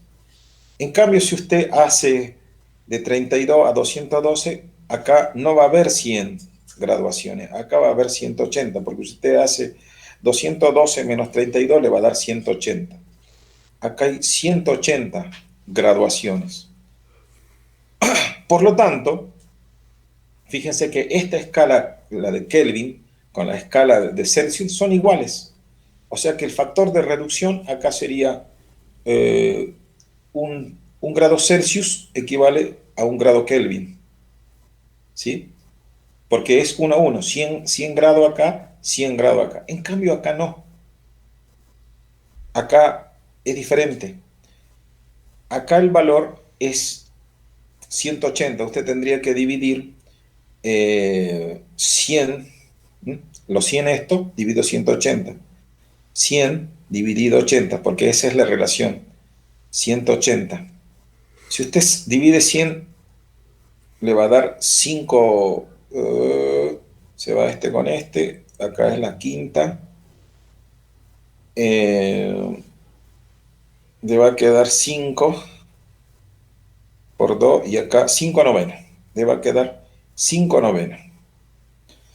O sea que la relación acá sería 5 grados Celsius equivalen a 9 grados Fahrenheit, ¿sí? O sea que la relación para pasar de grado Celsius a Fahrenheit lo tiene que multiplicar por 5,9 y para pasar de Celsius a Kelvin no tiene que multiplicar nada. En todo caso, acá hay un 1, tiene que multiplicar por 1, que es lo mismo que decir que no tiene que multiplicar por nada. Simplemente es directo. Bueno, Usted cuando, recuerde, hace rato también cuando estábamos en termodinámica le advertí algo a todos ustedes y le dije que anoten. En la escala Kelvin, que es la escala absoluta, ¿m? Repito, la escala Kelvin es la escala absoluta, no existe valores negativos. Eso nunca pierdan de vista porque le puede producir un error. Entonces, la escala absoluta no existe, vamos a poner así, no existe marcas o temperatura menor que cero, es decir, que no sean negativas. Ojo con esto es muy importante porque le va a ayudar a solucionar el problema. De hecho, esta idea de que no existen valores negativos es lo que le tiene que aplicar acá. Usted cuando vaya, si usted quiere transformar estos 100 grados, ¿sí? Usted no se, para solucionar el problema, siempre, Laura, se tiene que mover en su escala, no en la escala del vecino, ¿sí? O sea que cada vez que usted tenga que pasar en la misma escala por el cero, siempre muévase en su escala. Es como que yo le diga a usted si mira, acá capaz que me entienda mejor. El famoso sistema numérico. Acá tiene el 0, acá tiene los positivos, el 1 positivo, y por acá tiene el 1 negativo. Cuando usted pase de números positivos de este lado y cuando pase a los números negativos que lo tienen de otro lado, siempre usted va a tener que pasar por este 0. Siempre. Usted no puede pasar de un valor, de un tipo de número a otro tipo de número sin pasar por el 0. Bueno, acá pasa lo mismo, Laura. Cuando usted quiere pasar de su escala, pero tiene que pasar por el 0, usted tiene que volver al 0 de su escala. Como nosotros estábamos pasando, fíjese, 100 grados centígrados en Kelvin son 373. Y ahora tengo que pasar 0 grados centígrados, pero tengo que pasar por el 0 grado Kelvin. Tiene que necesariamente este 0 convertirle en 0 de la escala. Porque si no lo convierte en 0 de la escala, usted va a estar transformando números negativos. Y lo acabo de decir que número negativo o valores negativos no tienen la escala absoluta. Entonces siempre, Laura, repito, cuando tenga que pasar por el 0 de su escala, hágalo en valores de su escala, no en valores de la escala que usted quiera pasar. Por eso en este caso corresponde el 0 Kelvin y no su equivalente, el 273. Más o menos, Laura. Sí, sí se entiende. Lo mismo acá, fíjese. A ver, si yo le pediría a usted que pase, no sé, 20 grados Celsius, supongamos. 20 grados Celsius, le voy a pedir que lo pasemos a 20 grados Celsius, así. Lo pasemos a 2, rápidamente entre los 4 y los 5. Lo pasemos rápidamente a Kelvin y lo pasemos rápidamente a Fahrenheit. Rápidamente.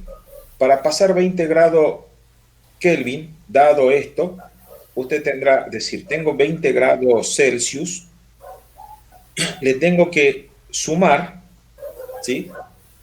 ¿Qué lo tiene que sumar? Le tiene que sumar el fondo de escala, que en este caso es 273. Esto es el fondo de escala, ¿sí? Es lo que queda desde el 0 hasta el 0 de mi propia escala. Entonces, 273, y esto igualan a 293. O sea que 220 grados Celsius equivalen a 200 Kelvin. Ahora le hago la misma pregunta, y acá hay un problemilla. Y fíjese, esto es valor de escala. No es que estos sean, mire, acá puede también producirse una confusión, Laura. Acá tiene que producirse grados Kelvin. Y a nosotros, acá viene una explicación fundamental. Recuerden cuando estábamos nosotros en primer año, el profe de matemáticas Ustedes saben que yo también enseño matemática. Bueno, se le dio por no escribir a este. El profe de matemática nos decía a nosotros, ¿se acuerdan lo que es el... ¿cómo se llama esto? Los términos semejantes. ¿Saben lo que son los términos semejantes en matemática? Términos semejantes cuando ustedes tenían x, 5x más 3x, ustedes decían que esto eran 8x. 8x. Podrían decir que son 8x porque estaban sumando x. Pero si esto fuera y, ustedes no pueden sumar 5x más 3y. Entonces, esta suma queda indicada, decía el profe de matemática. Bueno, acá este concepto matemático, fíjense que no, el concepto de término semejante no se puede aplicar acá a la escala termométrica, porque usted tiene que pasar 20 grados centígrados y sumarles los 273 Kelvin. Ustedes me dirían, no se puede sumar centígrados con Kelvin, porque no son semejantes los términos, podrían decirme usted. Y yo le diría, está bien y tienen razón, no se puede sumar, porque no son. Pero resulta que estos no son variables y no son escalas. ¿A qué me refiero? No son variables, perdón, son escalas y no son variables. Porque recuerden que en física ustedes tenían variables de dos tipos. Una eran escalares, y tenían otras variables que eran vectoriales. Y recuerden, una variable física escalar quedaba determinada por un número y un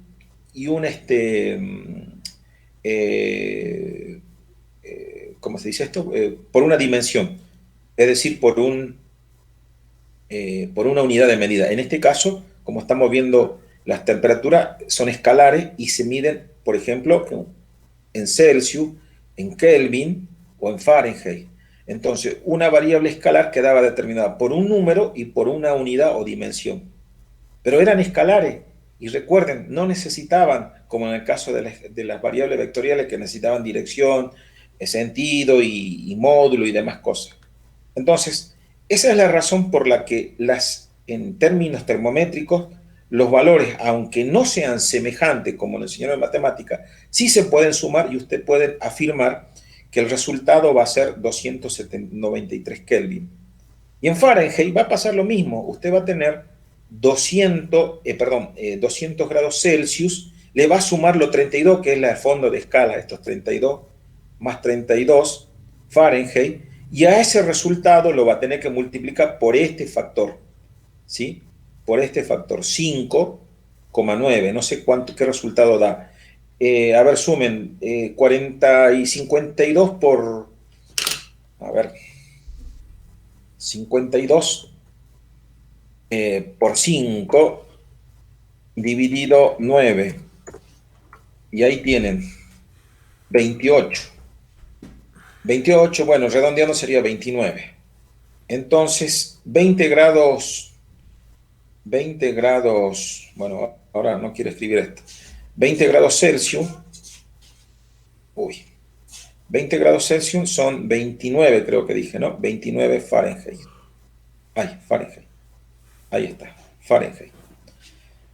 Entonces, señorita Laura Mancay, esa es la razón que a usted la anterior vez no le permitía, usted quería sí o sí acá multiplicar por 273. Entonces, moraleja para todos, cada vez que yo quiera hacer un pasaje de una escala a otra escala y pase por el cero, como en este caso, debo volver a mi cero de mi escala. En el caso nuestro, será 0 Kelvin, o si esto hubiese sido Fahrenheit, sería 0 Fahrenheit. O como en nuestro caso anterior fue 0 grados Celsius.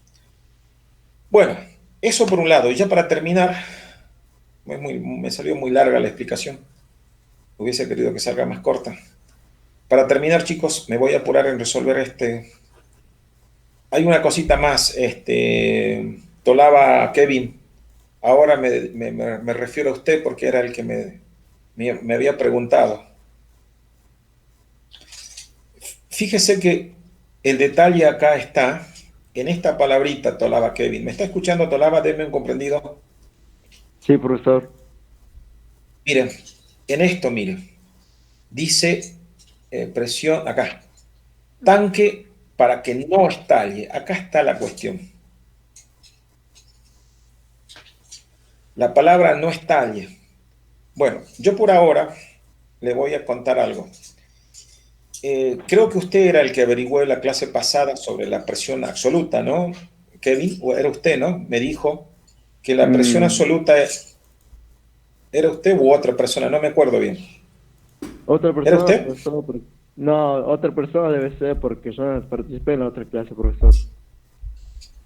Ah, no participó. Sí, debe ser otra No, persona entonces, que no me recuerdo sí, quién era. Era yo, Bueno, yo le cuento, la presión... ahí está. ¿Quién? Hernán. Hernán. Ah, bien, Hernán. Usted era el que leyó, profundizó en internet, me dijo, y eso me parecía bien, y es lo que yo quiero que hagan ustedes. Consulten, pregunten. Bien, Hernán entonces me decía que él había leído que la presión absoluta era igual a la presión atmosférica, es decir, la presión del medio ambiente, más la presión relativa o manométrica. Manométrico, voy a poner P sub M, M de manométrica, ¿sí? O sea que la presión absoluta se mide como la suma de la presión que hay en el medio ambiente más la presión que mide nuestro instrumento, es decir, nuestro manómetro. Por eso se llama presión manométrica o también se le llama presión diferencial o presión relativa, ¿no? Esta manométrica, como se puede llamar, aparte de manométrica, se puede llamar diferencial, que no tiene nada que ver con el diferencial que estaba hablando hace rato, es otra cosa. Más bien, en realidad tendría que llamarse presión, en vez de diferencial, incremental, pero de alguna manera los libros figuran como diferencial. Diferencial, o bien dije presión relativa. Cualquiera de los tres nombres, manométrica, diferencial o relativa. Ah, y también tiene otro nombre. En los libros de habla inglesa van a encontrar como presión gauge, gauge, gauge, que en términos anglosajones significa presión, ¿sí? Van a encontrar como presión manométrica, presión gauge, presión diferencial o presión relativa, que cualquiera sea es la que miden nuestro instrumento. Cada vez que ustedes van a la gomería y dicen voy a calibrar mi moto, mi auto, y agarran el reloj grande ese que está allí, si es el reloj, ¿no? Bueno, lo que ven allí en el reloj, eso es la presión manométrica, relativa, diferencial o gauge. Cualquiera de los cuatro nombres es lo mismo. En conclusión, la presión atmosférica, ¿sí? Va a ser, perdón, la presión absoluta va a ser igual a la atmosférica más la presión manométrica. Esto, por favor, también se lo guardan. Esto se supone que ustedes lo traen de tercer año, ya cuando vieron un poco de presión de física, no sé qué tema lo habrán visto, pero lo tienen que haber visto. Bueno, sigo. Voy directamente un poquito más rápido. Voy a usar la fórmula entonces de la fórmula esta, ¿se acuerdan? De P sub 1, B sub 1 sobre T sub 1 igual a P sub 2 por B sub 2. Sí, B sub 2 por T sub 2. Bueno, de acá vamos a hallar la solución. Me piden a mí esta, miren. Me piden, ¿cuáles me piden? Ah, esta. La temperatura dice, a ver cuál será la sí, la temperatura. Así que voy a despejar T. Entonces de acá despejo T, T sub 2, que va a ser igual. Bueno, yo acá le llamé T sub 1, bueno, lo mismo. Lo que pasa es que esto le llamé 0 y este 1. Bueno, es lo mismo acá. El 1 sería el 0 y el 2 sería el 1. Bueno, entonces hacemos esto, despejando esta T sub 2, poniéndola acá, me va a quedar P sub 2 por B sub 2 por T sub 1, T sub 1 por P sub 2, P sub 1 por B sub 1. ¿Sí? ¿Entienden lo que hice? Pero vamos a ver. a mí me dicen, figúrense, a mí me dicen, vamos a poner acá los datos. Uy, ya va a ser la una. Voy a poner los datos. ¿Qué es P sub 2? P sub 2. Fíjense que es la presión. P sub 2 va a ser la presión, como dice acá, manométrica. Es decir, la presión que va a estar al exterior. Esta presión no va a considerar la presión que tiene el medio ambiente. Nosotros tenemos que P sub 2 para nosotros va a ser la presión absoluta. ¿Me siguen o no me siguen? A ver, si yo tengo el tanque, ¿sí? Y ustedes dicen que este tanque, no dicen ustedes, dice el enunciado, aguanta 3 ATM, el tanque. ¿Vieron? Pero 3 ATM, pero si yo abro el tanque, acá tiene una entradita, 3 ATM es respecto de quién. 3 ATM siempre va a ser respecto de la atmósfera exterior. Recuerden que afuera hay un ATM. Acá afuera hay un ATM. Por lo tanto, en realidad este tanque no va a estar aguantando 3 ATM. Va a tener que aguantar lo que soporta la carcasa, es decir, supongamos que está hecho de metal o de chapa, lo que soporta este metal en forma de chapa, más la presión que ejerce porque recuerden que la presión esta de 3 ATM es una fuerza que va desde adentro hacia afuera, pero esa fuerza tiene que equilibrar a la fuerza de afuera, de que hace la presión atmosférica, o sea, 1 ATM. ¿Sí? Bueno, la suma de la presión atmosférica más la presión manométrica, que son 3, acá van a ser 4.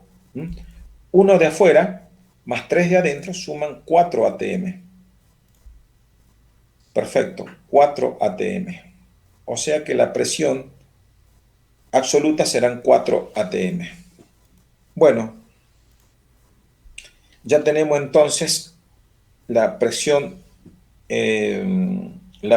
2 van a ser que la presión 2, que es igual a la presión absoluta, va a ser igual a 4 ATM. Quiero que me den un entendido si me están siguiendo. ¿Por qué dije 4 ATM, no? Es por definición de presión absoluta. Porque acá el hecho que me está pidiendo que no estalle, con no estalle me está diciendo calcule la presión absoluta y no la presión solamente manométrica. Sigo. Necesito también el volumen 2. ¿Cuál es el volumen 2? ¿Sí? El volumen 2 es 5 ATM. Perdón, 5 metros cúbicos. 5 metros cúbicos. Bien. Y necesito también... bueno, ya está todo esto. La temperatura 1. ¿Cuánto es la temperatura 1? ¿Cuánto es? Díganme la temperatura 1. 273. 273. Esta temperatura 1 es 273. 273. ¿Sí? 273. Bueno, voy a obviar ¿cómo se llama? Las decimales. Bien, la presión 1. Acá tengo la presión 1. ¿Cuánto va a ser la presión 1? Acá miren. La presión 1 va a ser 1 ATM. Acá. Presión 1 igual a un ATM. Que bueno, nosotros no usamos ATM, sino que vamos a poner pascales. Bueno, acá hay un 4 atm, voy a poner un solo atm. Después igual lo pasamos a pascales cuando vamos al cálculo. Y el volumen 1. ¿Cuál es el volumen 1?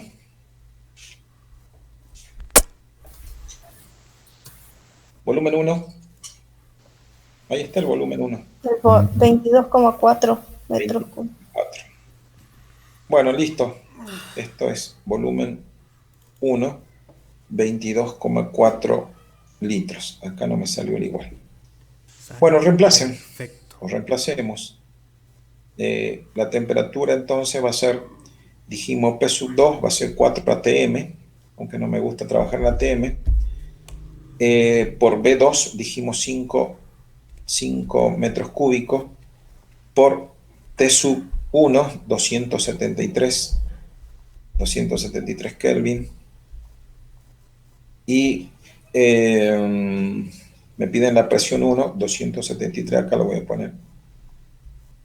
No, la temperatura 1, 273. Acá me piden la presión 1. La presión 1 es una atmósfera, una atm. Y el volumen 1, ¿cuál es el volumen 1? 22,4 litros.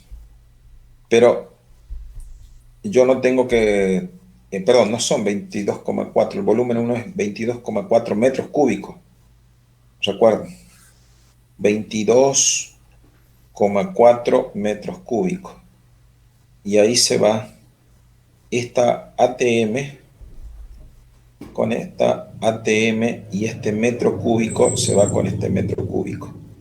Y ahí me va a quedar, bueno, calculen eso, ¿cuánto da?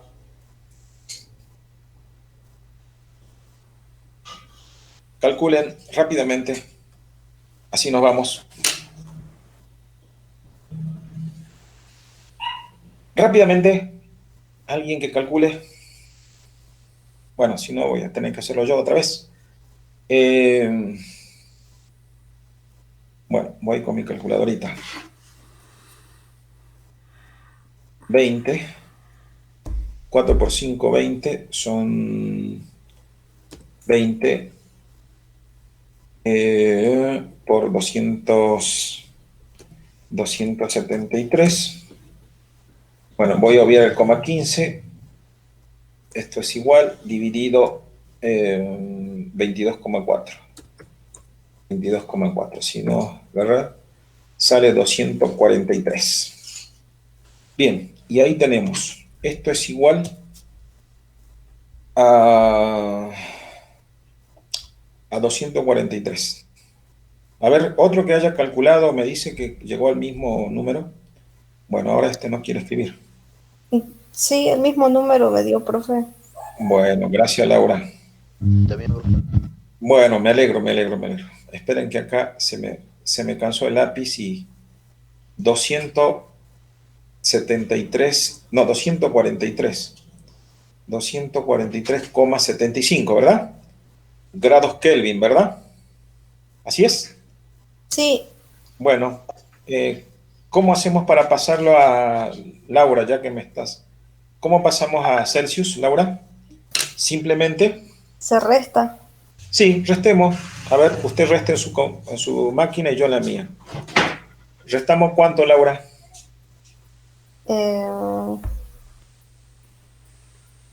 Los grados Celsius no sería... Ahí tengo confusión. Ajá. Creo que se resta con los grados Kelvin, pero Claro, tiene que restar con los Kelvin. Entonces restamos 273.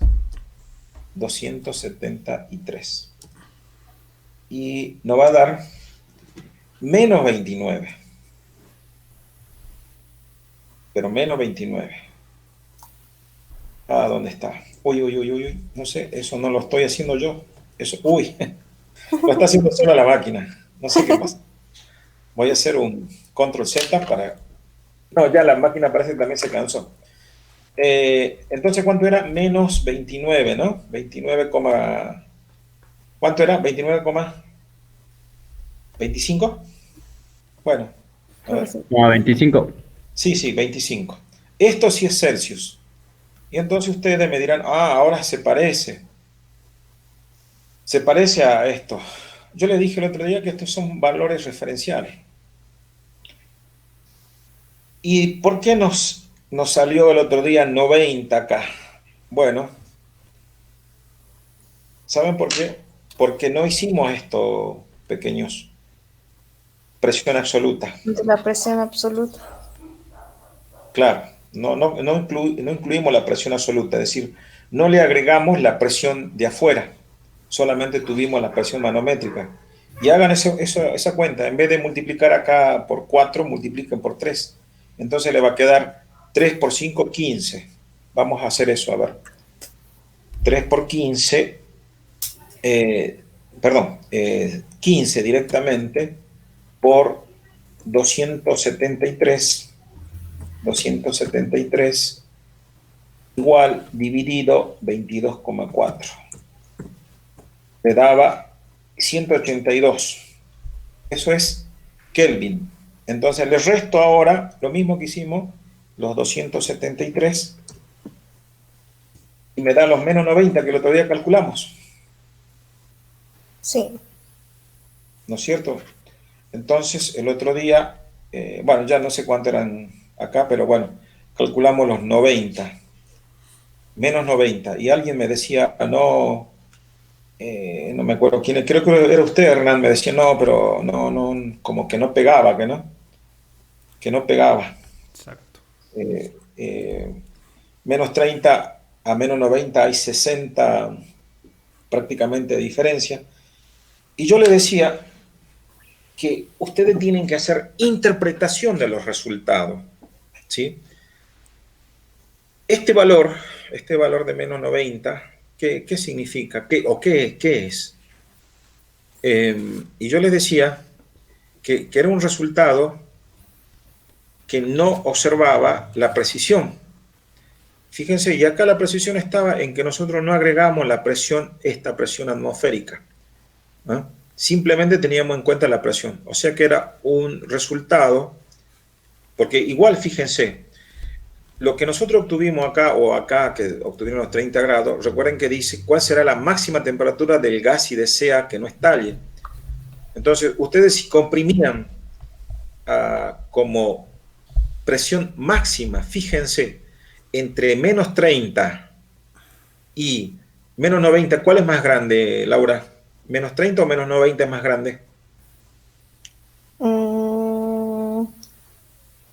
Menos 30. Sí, Laura. Menos 30 es mayor que menos 90. Recuerden, cuando son negativos, cuanto más nos alejemos del cero, el número es más chico. Como menos 30 está más cerca del 0 grado, por lo tanto, menos 30 es mayor que 90. Entonces, lo que podrían haber informado el otro día ustedes es que con 90 grados podemos comprimir el gas, el gas ideal, a menos 90 grados sin el peligro de que te estalle el tanque. En cambio, si ustedes comprimen el gas ideal a menos 30 grados, están ahí nomás que le estalle. O sea que esto es una temperatura de compresión sin peligro. En cambio, esta es una temperatura de compresión que está rozando el peligro, están durmiendo con el peligro. Esa es la diferencia entre un valor y el otro. ¿Está bien, Hernán? No sé si les satisfizo mi explicación. Hernán Serpa. Sí, profe. Bueno. Y este problema, no me acuerdo cuál era el primero. No, el primero estaba bien, no me acuerdo. Hágame recordar, Hernán. También no salió un resultado. ¿Pero cuánto daba, más o menos? ¿Cuánto daba? 175 kilopascales. 175 kilos. Bueno, había que pasar eso a Pascal en atmósfera. ¿Cuánto es para decirte qué interpretación hay que hacer? Bueno, eso la próxima me lo hace recordar de nuevo, pero es lo mismo. Hay que hacer una interpretación como lo hice acá. Quiero ir ya para despedirme. Miren, ya son las 1 y yo tengo que entrar enseguida a otro curso y todavía no he comido. Espérenme un segundo, miren, espérenme un segundo, quiero ir a explicarlo algunas cosas que ya, esta es la última vez que tocamos esto, ya la próxima seguimos con otro trabajo. ¿Qué problema van a tener acá? A ver, ya el problema 6, el 7, a ver, contiene un gas de una presión, si se supone que la presión atmosférica, ¿qué cantidad de masa? Bueno, acá esto en la cantidad de masa, acá lo que van a... Esperen, acá le voy a dar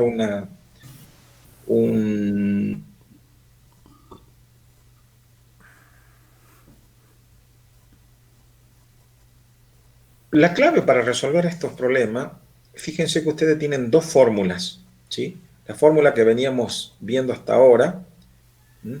Igual a P2 sobre T, no, acá era T1, acá es T1. Esa era una de las fórmulas. Y la otra era la P por B igual a N por R por delta de T. La pregunta que ustedes se tienen que hacer siempre, ¿cuál de las dos tengo que usar para resolver el problema? A ver, si ustedes usaban por ejemplo, volvamos un ratito al 6. Si ustedes usaban, pónganle esta fórmula, ¿sí? Esta fórmula, la de abajo,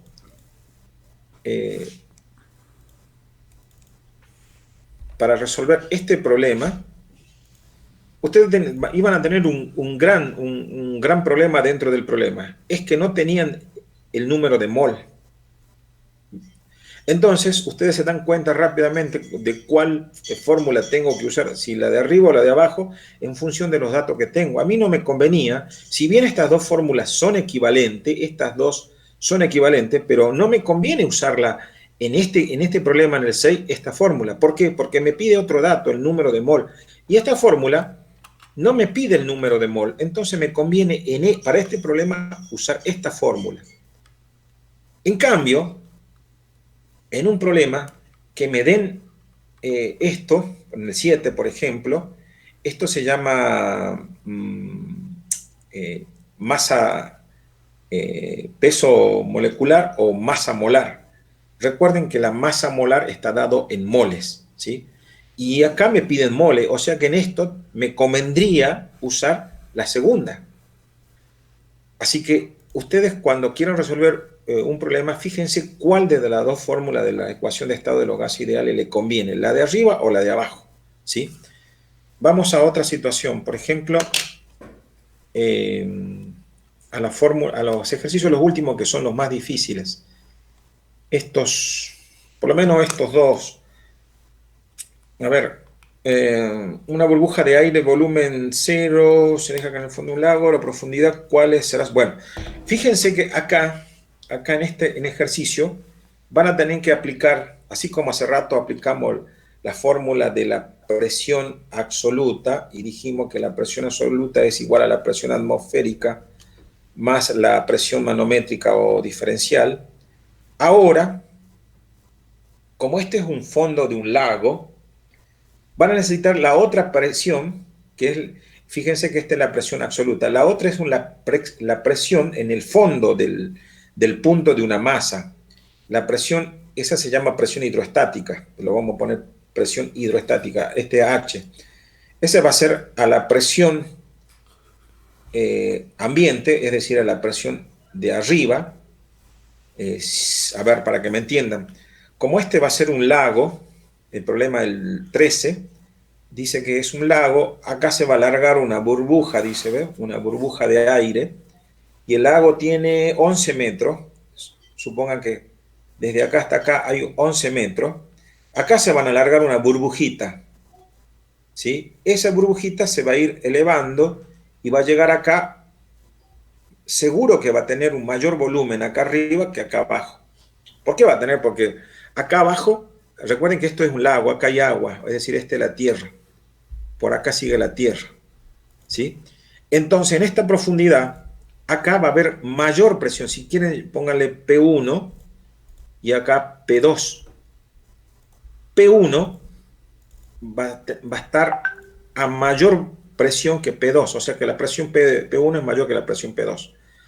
Por eso la burbujita acá va a ser chiquitita, o por lo menos de menor volumen. Y a medida que vaya subiendo por el agua y llegue a la superficie, la presión va a ir disminuyendo y por lo tanto la burbuja se va a ir agrandando, ¿sí? Entonces acá le pregunta el volumen de la burbuja. Bueno, ustedes tienen que saber cuál es la presión acá. Para calcular esta presión en el fondo, se usa una fórmula que te dice cuál es la presión exterior o la presión en el otro punto, que va a ser, yo en este caso, en este problema, va a ser la presión atmosférica.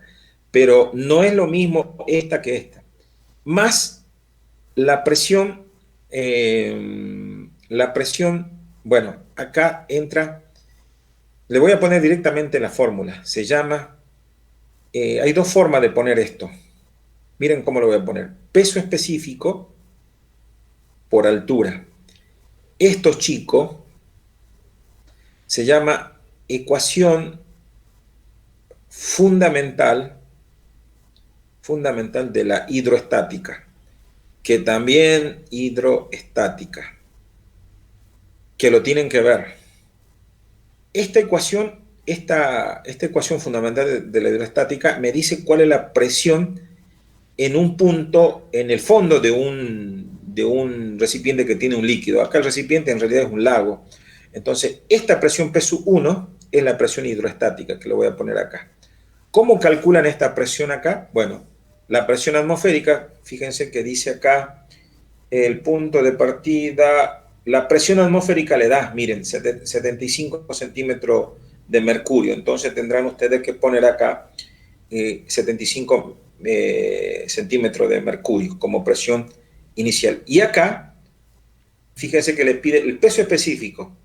Recuerden, el otro día les dije que el peso específico es igual al peso sobre el volumen. Y el peso es igual a la masa por la aceleración de la gravedad, o sea, m por la g, el peso. Y lo divido por esta m y resulta que la densidad es masa sobre volumen. Esto es densidad. Por lo tanto, el peso específico se puede poner como la densidad por la gravedad. ¿Por qué le digo esto? Porque ustedes miren, acá le dan la densidad del agua. Acá hay densidad del agua. Y bueno, la gravedad saben que es una constante, 9,81 metros sobre segundo.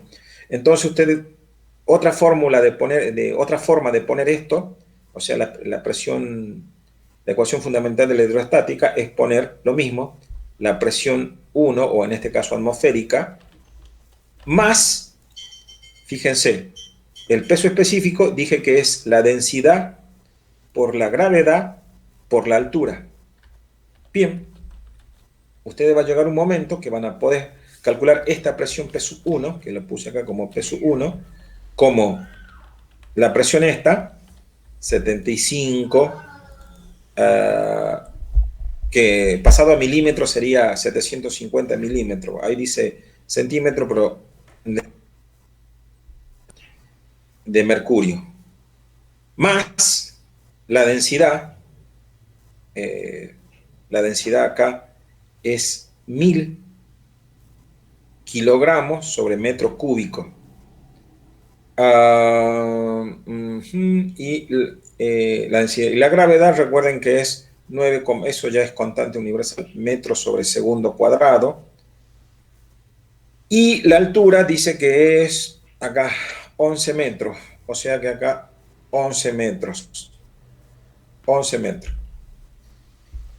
Acá este metro cúbico de acá que le saqué se va y me va a quedar metro cuadrado, y con este metro se van. Pero observen, esto, con todo esto, ¿cómo se llama? Kilogramo masa por metro sobre segundo cuadrado, ¿se llama cuánto? Se llama Newton. Y me va a quedar Newton sobre este metro cuadrado, y metro cuadrado, Newton sobre metro cuadrado se llama Pascal. Si ustedes multiplican 1000 por 9,81 por 11, le va a dar en pascales. O sea que acá ustedes van a tener el resultado en pascales. De hecho, si tienen tiempo lo podríamos calcular. Acá le va a dar pascales. Y por lo tanto le va a obligar a que esto lo transformen en pascales. ¿Y cómo se transforma en pascales? Bueno, usen el factor de conversión. Recuerden que, fíjense que una atmósfera, una atm es igual a 760 milímetros de mercurio. Ya me está dando hambre. De mercurio. Y eso va a ser igual a 101.325 pascales. Lo que equivale a que ustedes van a tener que usar el factor de conversión. Van a tener que decir 101.325 pascales dividido 760 milímetros de mercurio. Todo esto lo multiplican acá. Acá ponen todo eso que yo puse, 101, 325 por 760 milímetros de mercurio, lo ponen acá. Y entonces este mercurio, con este mercurio se van y le quedan 750 dividido 760 multiplicado por 101.325 pascales. Y ya tienen pascales acá, y con eso van a tener la presión 1 acá en el fondo. Bueno, eso es lo único que ustedes van a necesitar como cosa nueva. Repito, esta formulita es la que van a necesitar como cosa nueva, que no como cosa nueva, como cosa que supuestamente ustedes ya lo traen sabiendo. Bueno, chicos, hasta acá nada más mi explicación. Me gustaría que lo hagan.